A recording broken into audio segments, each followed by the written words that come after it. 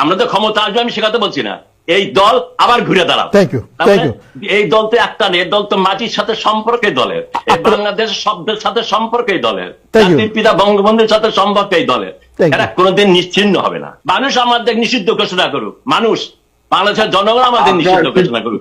আপনারা যেমন থাকবেন, আপনারা গত 15-20 বছরে আপনাদের আন্ডারে, আপনাদের শিক্ষা ব্যবস্থায়, আপনাদের করা কওমি মাদ্রাসা ব্যবস্থায়, আপনাদের করা যে সমস্ত প্রক্রিয়া, এই সমস্ত প্রক্রিয়া বেড়ে ওঠা প্রজন্ম, এদের সাথেই আপনাদের ডিল করে টিকে থাকতে হবে।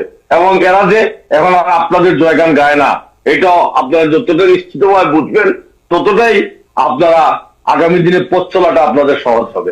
শেষ কথাটাই বলে গেলাম যে -2 হয়ে গেছে। দেশের যে বর্তমান যে বন্দোবস্ত, সেই বন্দোবস্ত অনুযায়ী আগামীতে রাষ্ট্র ব্যবস্থায় একটা নির্বাচন হবে, নির্বাচন পিছাবে, জনগণকে আরো বেশি সংগঠিত হতে হবে। বাংলাদেশের রাজনীতি গত 53 বছর অনুবাদ বা যদি আমরা প্রথম থেকেই ধরি, বাংলাদেশ স্বাধীন হওয়ার পর, পাকিস্তান স্বাধীন হওয়ার পর থেকে বাংলাদেশের রাজনীতির একটা ইউনিক ক্যারেক্টার রয়েছে, যার জন্য আপনি কিছুক্ষণ আগে বললেন যে জামাতের উনি লন্ডনে গেছেন, কি জন্য গেছেন? উনি লন্ডনে গেছেন, তারেক সাহেব আছেন ওখানে, আমাদের বেগম খালেদা জিয়া ওখানে আছেন, তাদের সাথে রাজনৈতিক পরামর্শ করার জন্য যে আগামী নির্বাচন কিভাবে করবে। হয়তো আমার ধারণা নির্বাচনে তারা কিভাবে অংশগ্রহণ করবে বা নির্বাচনের ডেট রোড ম্যাপ নিয়ে যেটা কথাবার্তা হচ্ছে, এই সমস্ত আলাপ আলোচনা হতে পারে।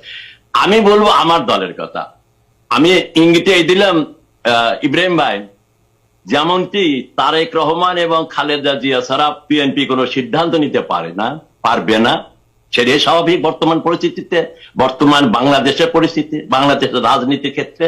তেমনি আপনারা তো বলবেন আমাদের জননেত্রী শেখ হাসিনা দলীয় প্রধান উনি ব্যর্থ। হ্যাঁ, বলতে পারেন উনি ব্যর্থ, কারণ সরকার থেকে হয়েছে, সরকার উৎখাত করায় দেওয়া হয়েছে, দলের নেতাকর্মীরা দেশে কাজ বাজ তাদের কর্মকাণ্ড করতে পারছে, সেদিন তো অবশ্যই ব্যর্থ। কিন্তু এই ব্যর্থতাকে উতরায়ে আমাদের যে আবার কামব্যাক করতে হবে, সে কামব্যাক করার জন্য যে সেনাপতি, সেটা কিন্তু আমাদের জননেত্রী শেখ হাসিনার পক্ষেই সম্ভব। তার কথাই আমাকে বলতে, আমার দলের নেতা কর্মীদের কথা বলছি। বাংলাদেশে এখন প্রায় 500-র মতো গ্রুপ, এই যে কি বলে বিভিন্ন গ্রুপ, এখন গ্রুপ চার্ট হয় আর কি, আমি প্রায় সব জায়গাগুলোতেই জয়েন করি, এবং দেয়ার অল রেডি। এবং যে একটা কথা বলি যে সবাই পালায়, কথায় কথা বলা হয় যে আওয়ামী লীগ নেতারা সব পালায় আসছে। কত পার্সেন্ট? 17 কোটি মানুষের ভেতর অর্ধেক তো মতে, অর্ধেক না হলো 40% তো আওয়ামী লীগ করেন, সবাই তো আসে নাই, হয়তো 1%, 2% আজকে ভারতে আসছে, আর বিভিন্ন দেশেও আছে, বিভিন্ন দেশে অবস্থান করছে সিনিয়র নেতারা, মন্ত্রীরা, অনেকে আবার জেলেও আছে, অনেকে জেলে আছে। এবং এই যে ডেভিড হান্ট বলে প্রায় 30,000-এর মতো তো অলরেডি জেলে নিয়ে যাওয়া হয়েছে। জেলে যাওয়া রাজনীতি, এটা তো রাজনীতি যারা করে তাদের জন্য একটা মানে লবণ ভাত, ডাল ভাত খাওয়ার মতো। আপনি একবার সংসদে থাকবেন, একবার রাস্তায় থাকবেন, এটা তো রাজনীতি। আমি বলি আমরা গত 8 মাস বাংলাদেশে রাস্তায় বেরোতে পারিনি, কারণ এত সুন্দর সুব্যবস্থা বর্তমান সরকারের, যে অন্যরা হাজার হাজার লাখে লাখে লোক নিয়ে মিটিং করে কোনো অসুবিধা হয় না, আর আমাদের 10 জন লোক বেরিয়ে তাদের পিঠায় বের করে দেওয়া হয়। হয়তো আমরা বলবো আপনারাও করছেন, হ্যাঁ আমরাও করছি। আমাকে বর্তমান সেই অবস্থার ক্ষেত্রে আমরা আছি, কেবল শুরু। গতকাল যেটা হয়েছে এটা কেবল বিগিনিং, এবং বিগিনিং না, এটা কিন্তু অটোমেটিক্যালি হবে। আপনি দেখবেন অটোমেটিক্যালি হবে। আমরা তো ক্ষমতা আসবে, আমি সে কথা বলছি না। এই দল আবার ঘুরে দাঁড়াবে। এই দল তো একটা নেই, এই দল তো মাটির সাথে সম্পর্কে দলের, এই বাংলাদেশের শব্দের সাথে সম্পর্কে দলের, জাতির পিতা বঙ্গবন্ধুর সাথে সম্পর্কে দলের। এরা কোনোদিন নিশ্চিহ্ন হবে না।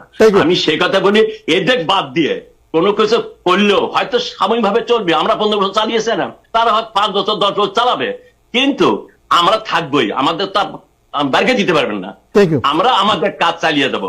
এখন যে অসুবিধাটা হচ্ছে, আজকে নির্বাচন দেন, যখন লেভেল প্লেইং ফিল্ড হোক আর না হোক, আমরা তো বাইরে দিবেন, তো আমরা মানুষের কাজ যাবো, তারাও যাবে।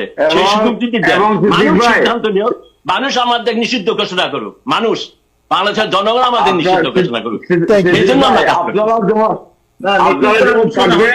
নিষিদ্ধ আওয়ামী লীগকে ঘোষণা করা হবে না, একটা ডক্টর ইউনূস সাহেব নিজেই বলেছেন।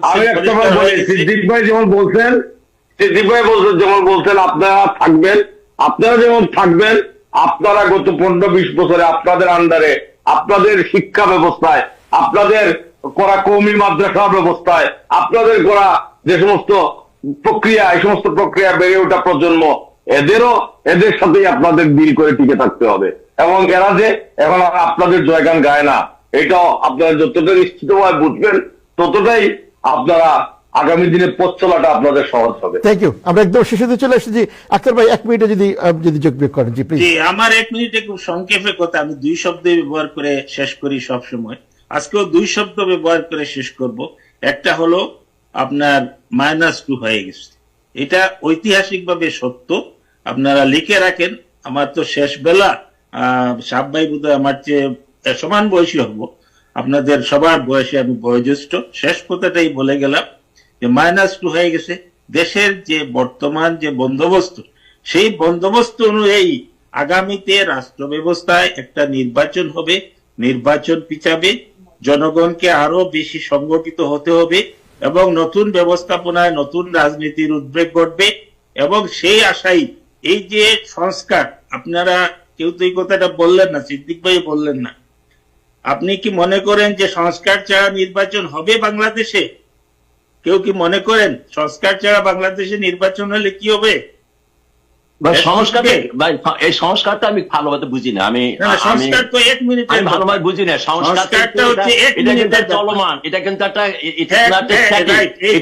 Dynamic process. এই সংস্কারটাই হচ্ছে রাজনৈতিক দলের সংস্কার। এই যে পরিবারতন্ত্র, এইটার বিরুদ্ধেই সংস্কার। পরিবারতন্ত্র থাকবে না, রাজনীতিতে সংস্কার সাধন হবে, সেটাই হবে মূল। এবং এই সংস্কারের বিনয়ের সাথে একটি কথা বলি, ইউনূস সাহেব তো আজকে 8 মাস চলে গেছেন। বলেন তো ইউনূস সাহেবের পাশে কারা? কেউ নাই। তার যে উপদেষ্টা কমিটিতে কতজন তার লোক?